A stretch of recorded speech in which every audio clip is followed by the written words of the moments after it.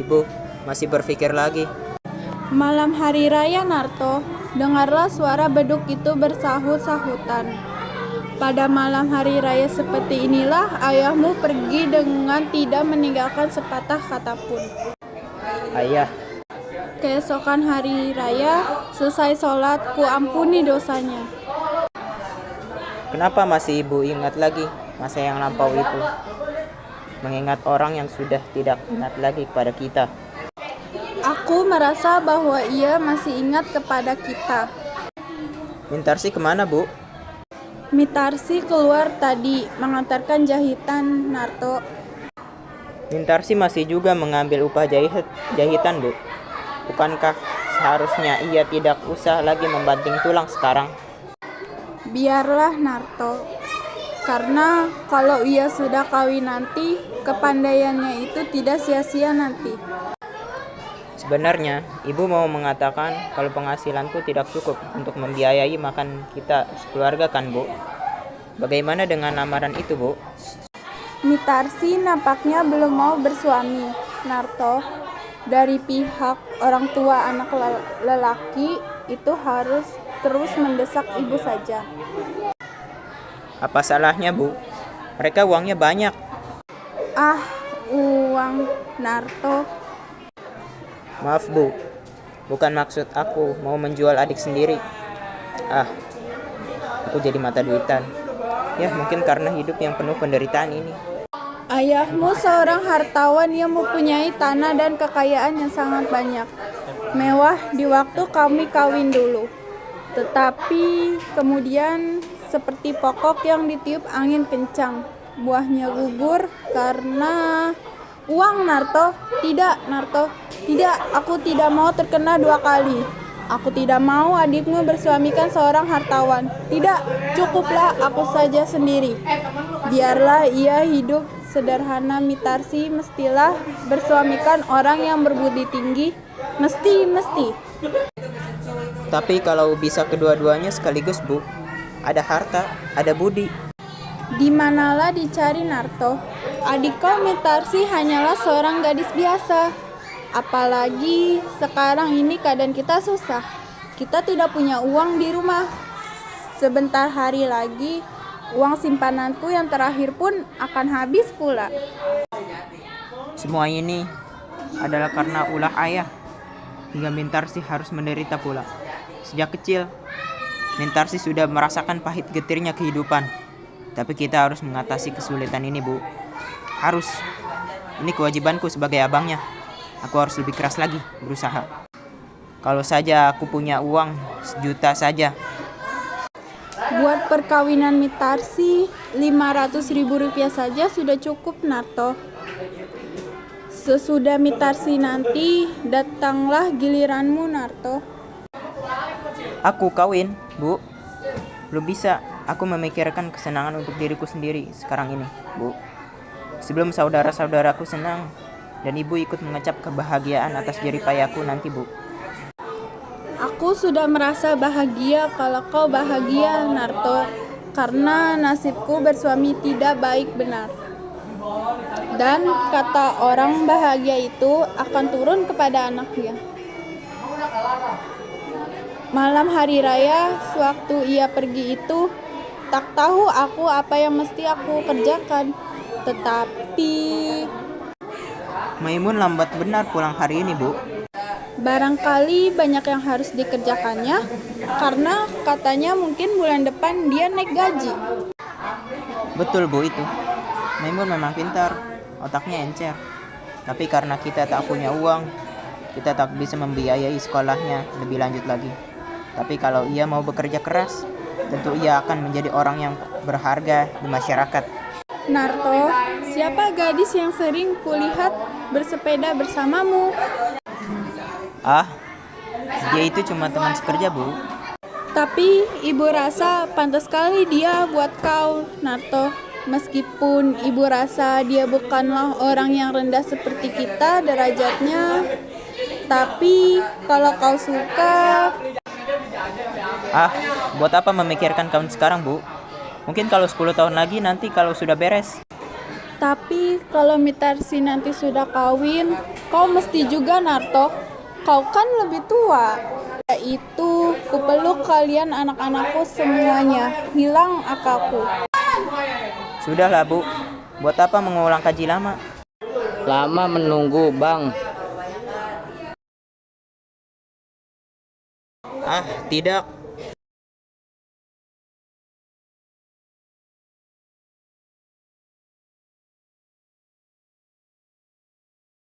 Agak terlambat hari ini, Mun. Di mana kau berbuka puasa tadi? Kerja lembur, Bu, tadi. Aku berbuka puasa bersama teman-teman di kantor. Tapi biarlah. Buat kawinan Mintarsi nanti. Mana dia, Bu? Menghantarkan jahitan. Bang, ada kabar aneh nih. Tadi pagi aku berjumpa dengan seorang tua yang serupa dengan ayah. Oh, begitu. Waktu Pak Tirto berbelanja di sentral, tiba-tiba ia berhadapan dengan seorang tua, kira-kira umurnya 60 tahun lah. Ia juga kaget, karena orang tua itu seperti yang ia kenal. Kata orang tua itu, serupa benar dengan Raden Saleh. Tapi kemudian orang itu menyingkir diri lalu menghilang dari kerumunan banyak orang. Ah, tidak mungkin dia ada di sini. Kukira juga dia sudah meninggal dunia atau keluar negeri. Sudah 20 tahun semenjak dia pergi pada malam hari raya seperti ini. Ada orang mengatakan dia di Singapura, Bu. Tapi itu sudah 10 tahun yang lalu. Waktu itu kata orang dia mempunyai toko yang sangat besar di sana. Dan kata orang juga yang pernah melihat hidupnya sangat mewah. Ya, tapi anaknya makan lumpur. Tapi kemudian tak ada lagi sama sekali kabar apapun tentang ayahmu. Apalagi sesudah perang sekarang ini. Di mana kita dapat bertanya? Bagaimana rupa ayah yang sebenarnya, Bu? Waktu ia masih muda, ia tak suka belajar. Tidak seperti kau, ia lebih suka berfoya-foya. Ayahmu pada masa itu sangat disegani orang. Ia suka meminjamkan uang ke sana kemari. Dan itulah... Selama hari raya ini, berapa hari kau libur, Mon? 2 hari, Bang. Oh iya, hampir lupa. Masih ada makanan yang belum ibu taruh di meja. Pak Tirto bertemu dengan orang tua itu kapan, Mon? Kemarin sore, Bang. Kira-kira jam 6:30. Bagaimana pakaiannya? Tak begitu bagus lagi katanya. Pakaiannya sudah compang-camping dan kopiannya sudah hampir putih. Oh, begitu. Kok masih ingat rupa ayah, Bang? Tidak ingat lagi aku. Semestinya abang ingat, karena umur abang waktu itu sudah 8 tahun. Sedangkan aku masih ingat, walaupun samar-samar. Tidak ingat lagi aku. Sudah lama aku paksa diriku untuk melupakannya. Pak Tirto banyak bertanya tentang ayah. Ya, kata orang ayahmu seorang yang baik hati. Jika ia berada di sini sekarang, di rumah ini, besok hari raya, tentu ia bisa bersenang-senang dengan anak-anaknya. Mintarsi seharusnya sudah pulang sekarang. Jam berapa ini? Bang Narto, ada kabar aneh lagi nih. Tadi pagi aku berkenalan dengan orang India. Dia mengajarkanku bahasa urut. Dan aku memberikan pelajaran bahasa Indonesia kepada dia. Baguslah itu. Kau memang harus mengumpulkan ilmu sebanyak-banyaknya, supaya nanti kau dapat banggakan kalau kau bisa jadi orang yang sangat berguna bagi masyarakat. Jangan seperti aku ini, hanya lulusan sekolah rendah. Aku tidak pernah merasakan atau bisa lebih tinggi lagi, karena aku tidak punya ayah. Tidak ada orang yang mau membantu aku. Tapi kau, Maimun, yang sekolah cukup tinggi, kerjalah sekuat tenagamu. Aku percaya kau pasti bisa memenuhi tuntunan zaman sekarang ini. Sudah berbuka puasa semuanya. Tadi kami menunggu kau, tapi lama benar. Makanlah apa yang kau lihat di luar. Waktu saya lewat di situ tadi, Narto, dengarlah dulu. Ya, aku dengar. Para orang tua di ujung jalan ini. Dari jembatan sana melihat ke arah rumah kita. Nampaknya seperti seorang pengemis. Kenapa semua jadi dia? Orang tua, bagaimana rupanya? Hari agak gelap, jadi tidak begitu jelas kelihatannya. Tapi orangnya... Coba kulihat. Siapa, Mun? Tidak ada kelihatan orang. Malam hari raya seperti ini, ia berlalu dulu itu. Ah, Bu, lupakan sajalah apa yang sudah berlalu itu. Waktu kami masih sama-sama muda, kami sangat berkasih-kasihan. Sejelek-jelek ayahmu, banyak juga kenang-kenangan di masa itu yang tak dapat ibu lupakan. Nah, mungkin ia kembali juga.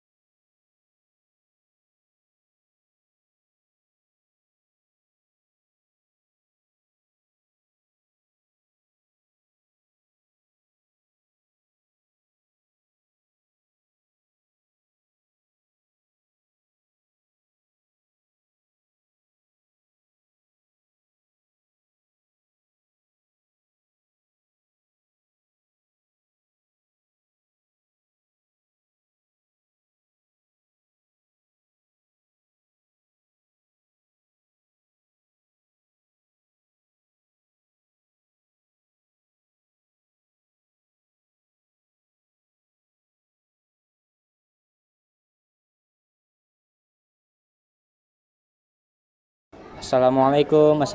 Apa di sini rumahnya Nyonya Saleh? Astagfirullah, suara ayahmu, Nak. Ayahmu pulang, Nak. Engkau Tina. Saleh, engkau banyak berubah, Saleh. Ya, aku berubah Tina. 20 tahun perceraian merubah wajahku. Dan ini tentunya anak-anak kita semua. Ya, memang ini adalah anak-anakmu semua. Sudah lebih besar dari ayahnya. Mari duduk dan pandangilah mereka. Apa aku boleh duduk, Tina? Tentu saja boleh. Mari, ayahmu pulang, Nak.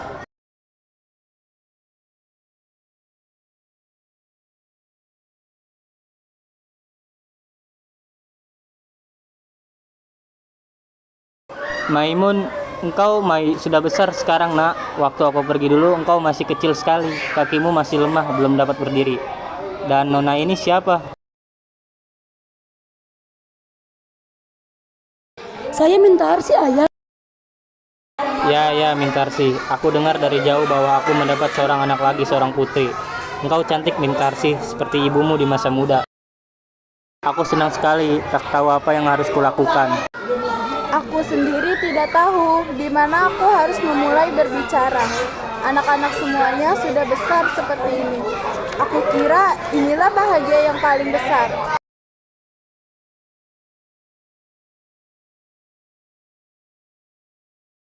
Ya, rupanya anak-anak dapat juga besar walaupun tidak dengan ayahnya. Mereka semua sudah jadi orang pandai sekarang. Gunarto bekerja di perusahaan tenun dan Maimun tak pernah tinggal kelas selama bersekolah. Tiap kali keluar sebagai yang pertama dalam ujian. Sekarang mereka sudah mempunyai penghasilan masing-masing dan Mintarsi dia ini membantu aku menjahit. Ah, ibu ini ya. 10 tahun aku menjadi seorang saudagar besar di Singapura. Aku menjadi kepala perusahaan dengan pegawai berpuluh-puluh orang, tapi malang bagiku. Toko itu habis terbakar, lalu seolah-olah seperti masih belum puas menyeret aku ke dalam lembah kehancuran. Saham-saham yang kubeli merosot, semua nilainya sehabis perang ini. Sesudah itu semua segala yang kukerjakan tak ada lagi yang sempurna. Sementara aku sudah mulai tua, lalu tempat tinggalku, keluargaku, anak istriku tergambar di depan mataku dan di jiwaku. Jadi kalian seperti mengharapkan kasihku. Maukah engkau memberikan air segelas buatku, Gunarto? Hanya engkau yang tidak. Narto, ayahmu yang bicara itu. Mestinya engkau gembira, Nak. Sudah semestinya ayah berjumpa kembali dengan anak-anaknya yang sudah sekian lama tidak bertemu. Kalau Narto tak mau, engkaulah Maimun. Maukah engkau memberikan air ayah segelas? Baik, ayah. Maimun, kapan kau mempunyai seorang ayah? Gunarto, Kami tidak mempunyai ayah, Bu. Kapan kami mempunyai seorang ayah? Gunarto, apa katamu itu? Kami tidak mempunyai seorang ayah, kataku. Kalau kami mempunyai ayah, lalu apa perlunya kami membanting tulang selama ini? Jadi budak orang. Waktu aku berumur 8 tahun, aku dan ibu hampir saja terjun ke dalam laut. Untung ibu cepat sadar. Dan jika kami mempunyai ayah, lalu apa perlunya aku menjadi anak suruhan waktu aku berumur 10 tahun? Kami tidak mempunyai seorang ayah. Kami besar dalam keadaan sengsara. Rasa gembira di dalam hati sedikit pun tidak ada. Dan kau Maimun, lupakah engkau waktu menangis di sekolah rendah dulu? Karena kau tidak bisa membeli kelereng seperti kawan-kawanmu yang lain. Dan kau pergi ke sekolah dengan pakaian yang sudah robek dan tambalan sana sini. Itu semua terjadi karena tidak mempunyai seorang ayah. Kalau kita mempunyai seorang ayah, lalu kenapa hidup kita melarat selama ini? Tapi Bang Narto, ibu sudah memaafkannya. Kenapa kita tidak? Ibu seorang perempuan. Waktu aku kecil dulu, aku pernah menangis di bangkuan ibu karena lapar, dingin, dan penyakitan. Dan ibu selalu bilang, ini semua adalah kesalahan ayahmu.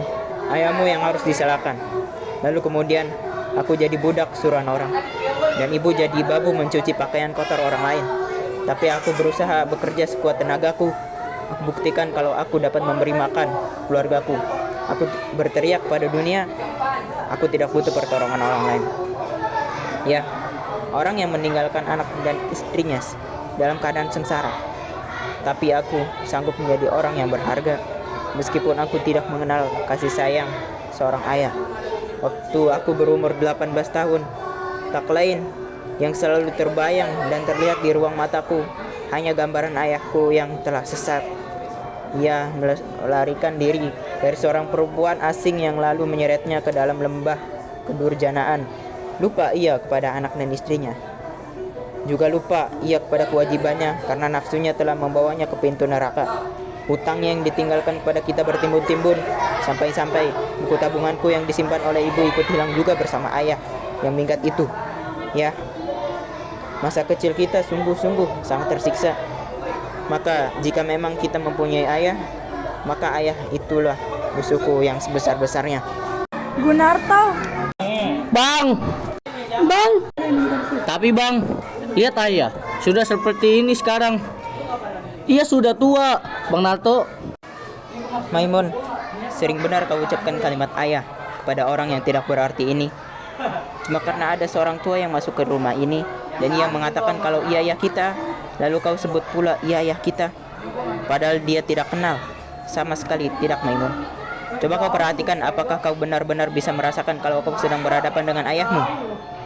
Bang Narto, kita adalah darah dagingnya. Bagaimanapun buruknya kelakuan dia, kita tetap anaknya yang harus merawatnya. Jadi maksudmu ini adalah kewajiban kita. Sesudah ia melepaskan hawa nafsunya di mana-mana, lalu sekarang ia kembali lagi ke sini karena sudah tua dan kita harus memeliharanya. Enak betul. Gunarto, sampai hati benar kau berkata begitu terhadap ayahmu, ayah kandungmu. Ayah kandung? Memang Gunarto yang dulu pernah punya ayah, tapi dia sudah meninggal dunia 20 tahun yang lalu. Dan Gunarto yang sekarang adalah Gunarto yang dibentuk oleh Gunarto sendiri. Aku tidak pernah berhutang budi kepada siapapun di atas dunia ini. Aku merdeka, semerdeka-merdekanya, Bu.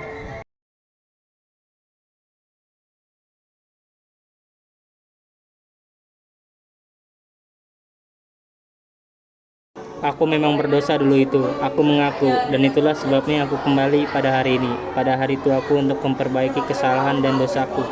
Tapi ternyata sekarang, ya benar katamu Narto, aku seorang tua dan aku tidak bermaksud untuk mendorong-dorongkan diri agar diterima di mana tempat yang aku tidak kehendaki ini. Baiklah, aku akan pergi. Tapi tahukah kau Narto, bagaimana sedih rasa hatiku? Aku yang pernah dihormati, orang kaya yang memiliki uang berjuta-juta banyaknya, sekarang diusir sebagai pengemis oleh seorang anak kandungnya sendiri. Tapi biarlah sedalam apapun aku terjerumus ke dalam kesengsaraan, aku tidak akan mengganggu kalian lagi. Tunggu dulu ayah. Jika Abang Narto tidak mau menerima ayah, akulah yang menerima ayah. Aku tidak peduli apa yang terjadi. Maimun, apa pernah kau menerima pertolongan dari orang tua seperti ini? Aku pernah menerima tamparan dan tendangan juga pukulan dari dia dulu. Tapi sebiji zarah pun tak pernah aku menerima apa-apa dari dia. Jangan begitu keras Bang Narto. Jangan kau membela dia.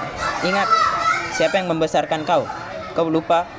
Akulah yang membiayaimu selama ini dari penghasilanku sebagai kuli dan kacung suruhan. Ayahmu yang sebenar-benarnya adalah aku. Engkau menyakiti hati ibu, Bang. Kau ikut pula membela-bela dia. Sedangkan untuk kau, aku juga yang bertindak menjadi ayahmu selama ini. Baiklah, peliharalah orang itu jika memang kalian cinta kepadanya. Mungkin kau tidak merasakan dulu pahit getirnya hidup karena kita tidak mempunyai seorang ayah. Tapi sudahlah, demi kebahagiaan saudara-saudaraku, jangan sampai menderita seperti aku ini. Aku mengerti, bagiku tidak ada jalan untuk kembali. Jika aku kembali, aku hanya mengganggu kedamaian dan kebahagiaan anakku saja. Biarlah aku pergi, inilah jalan yang terbaik, tidak ada jalan untuk kembali. Ayah, apa ayah punya uang? Ayah sudah makan? Mana ayah akan pergi sekarang? Tepi jalan atau dalam sungai, aku cuma seorang pengemis sekarang. Seharusnya memang aku malu untuk masuk ke dalam rumah ini yang kutinggalkan dulu. Aku sudah tua, lemah, dan sadar langkahku terakhir kembali. Ya, sudah 3 hari aku berdiri di depan sana. Tapi aku malu, tak sanggup sebenarnya untuk masuk ke sini. Aku sudah tua dan... Malam hari raya dia pergi dan datang untuk pergi kembali, seperti gelombang yang dimainkan oleh angin topan. Demikianlah nasib ibu, nak. Bang, bagaimanakah Abang? Tidakkah dapat Abang memaafkan ayah? Besok hari raya, sudah semestinya kita saling memaafkan. Abang tidak kasihan? Kemana dia akan pergi setua itu? Tidak ada belas kasih, tidak ada rasa tanggung jawab terhadap adik-adiknya yang tidak berayah lagi. Dalam hujan lebat seperti ini, Abang suruh dia pergi. Dia ayah kita sendiri.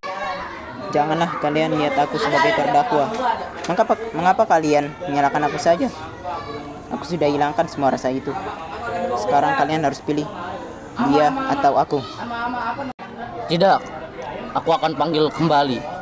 Ayahku pulang. Aku tidak peduli apa yang Abang mau lakukan. Kalau perlu bunuh saja aku kalau Abang mau.